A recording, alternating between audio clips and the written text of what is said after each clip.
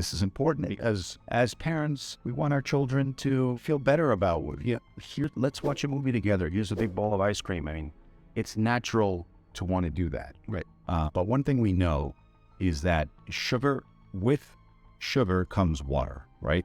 It's hydrophilic, right? Sugar and water attached to each other.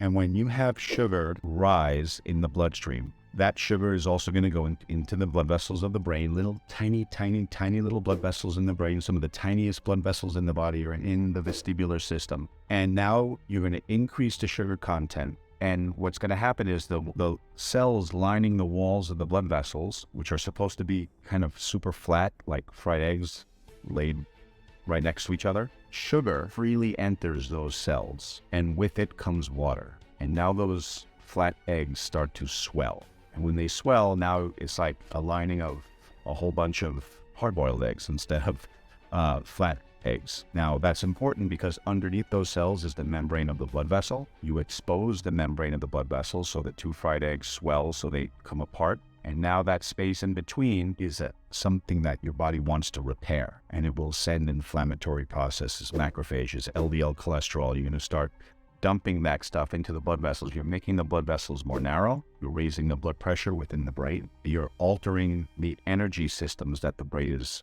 used to having.